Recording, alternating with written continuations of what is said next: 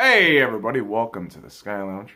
Here to review some Seattle Seahawks action as we win 16-43 against the San Francisco 49ers. And boys and girls, this game really could have been 54-7, 45-3. But the Seattle Seahawks still come out the win.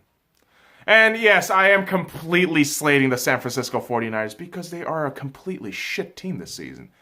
What the fuck are we even, what are we even talking about at this point with the 49ers? They're a tank team, all right? Let's move on from that shit. But the Seattle Seahawks, potential playoffs are in the horizon. So every fucking game is a championship game. It's a playoff game. You have to win every fucking game. And the boys brought it today. I was pleasantly surprised because in the first quarter, it looked like a good bout back to back, and you could tell though.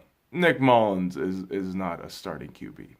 He's a third string quarterback, and he might have gotten 2 TDs in the long run of the game, but that defense was on his ass all fucking game.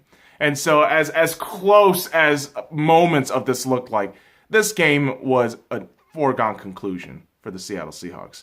And with about a minute left in the first quarter, Jaron Brown, 4-yard touchdown from Russell Wilson, of course. Because Russell Wilson, the crazy thing about some of these passes, man, thinking about it, these aren't crazy athletic, jumping over the fucking defender, teabagging him, and just grinding on his face, that shit.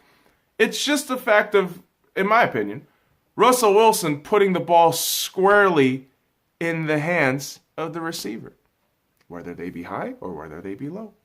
And so we get the touchdown, but unfortunately missed the extra point. Thanks, Sebastian Janikowski.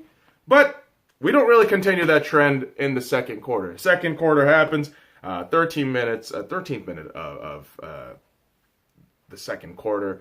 Tyler Lockett, a 52-yard pass touchdown from Russell Wilson, because of course Tyler loves to run long. I mean, in the third or fourth quarter, he had a 80-plus yard punt return, which was insane. And by the second touchdown for me, I felt, all right, this should be a blowout game.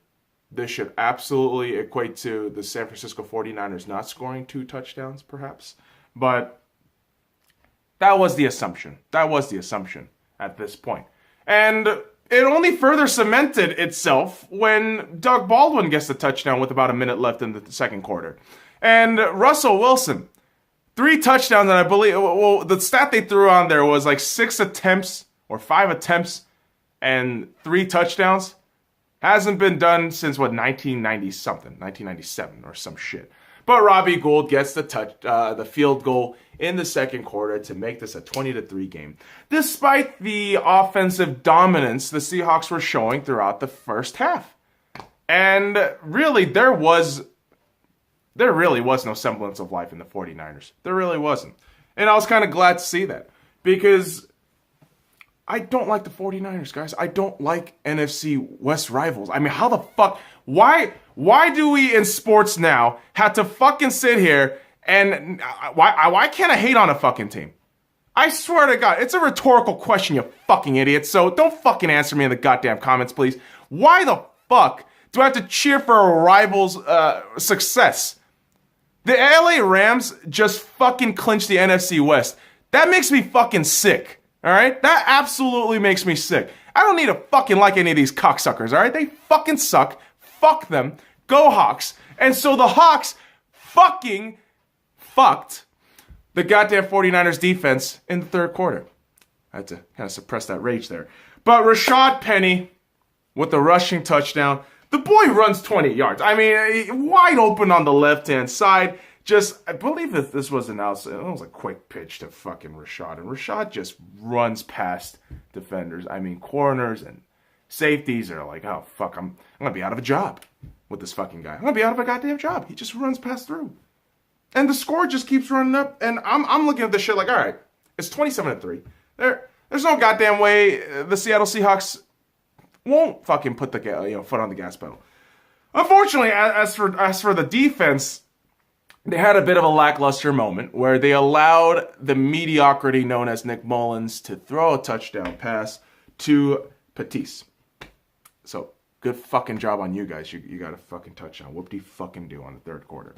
And so, in the fourth quarter, however, with this kind of, you could feel it with Russell Wilson, and you could feel it with Pete Carroll on the sidelines.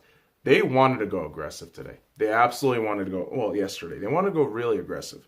And the way you can tell is because these drives were very, very much to the point of, all right, we're going to snuff out the defense. We're going to suffocate them. We're going to pressure them through the run game. We're going to throw long, and we're going to just fuck you over and just get as many first downs or possible touchdowns as possible. Possible. And so Jaron Brown gets another touchdown. At this point, if you're a 49ers fan, I'm pretty sure you just rage quit the game. Because there was no point. I would have rage quit the fucking game if I was in the start of the second quarter. Seriously, if you're a 49ers fan, I would have fucking stopped at the start of the second quarter. This game was not a 49ers game. Despite the fact, the very next fucking play, the very next drive, San Francisco gets another touchdown from Patisse. Again, 75 yards. Wide open. But again, like, none of that shit matters. Like, to me, none of that shit matters. Cool, you're stat padding Nick Mullins and Patisse. Who cares? Who fucking cares? You guys are a goddamn toilet bowl team. Congratulations, by the way. And the Seahawks were able to capitalize off of this. And Sebastian Janikowski getting the extra field goal, of course, just getting that shit in there. But the real cherry on top of all this shit. I know I'm kind of dissecting shit all over the place and it's all kind of a jumbled mess, but hear me out. It's what it felt like at times with this game. Because at times we felt like the most dominating fucking presence, but like those one or two fucking drives where you allow the goddamn touchdown or you allow a field goal, with three specific drives, by the way.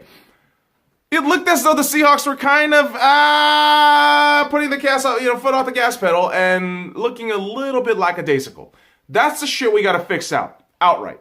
But what the defense was able to do yesterday against the San Francisco 49ers in totality, and if you're gonna look at specific takeaways and turnovers, man, I mean, Seahawks were pretty phenomenal. And one guy in particular, not Frank Clark. I love Frank.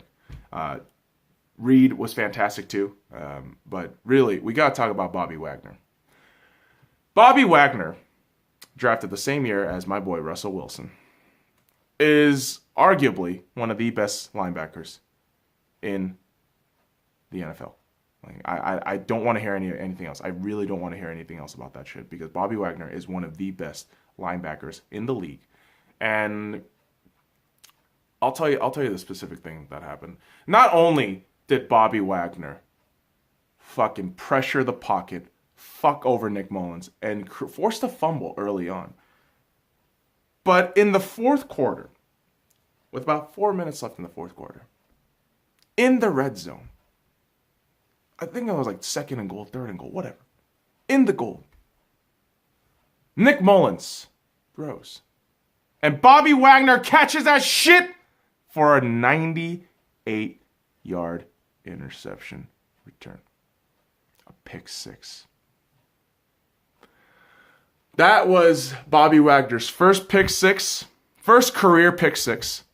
Longest interception return in Seahawks history. 98 yards. Thanks, Nick Mullins. You fucking stat padding goddamn mediocrity. Thank you. Because Bobby Wagner was outstanding. Absolutely outstanding. Making, 10 plus tackles yesterday? 2 turnovers? Absolute stud. And this guy doesn't get praised enough. Seahawks fans knows what's up. Seahawks fans knows that Bobby Wagner is arguably one of the best linebackers in the league. But most of the leagues don't know that. Most of the fans in the leagues don't know that because most of you are fucking idiots. And so, thus ends the epic cream pie of the San Francisco 49ers against the Seattle Seahawks because those guys are accepting the toilet bowl. And the Seattle Seahawks, oh boy, listen, we're 7-5 I said at the beginning of the season we might end up 9-7. Worst case scenario, 7-9. We're kind of past that threshold right now. We have 7 wins. So worst case scenario, we lose all 4 games, we're 7-9, and hey, I'm gonna be miserable. But right now the trajectory looks good. It really looks good. We got Monday Night Football next week against the Minnesota Vikings. I can't wait for that game to see Kirk Cousins absolutely fail in the big stage where he usually does. So let me know what you guys think. Follow me at the Sky Lounge at all links in the description below. Like, comment, subscribe for more daily content. Go Hawks! Fuck off.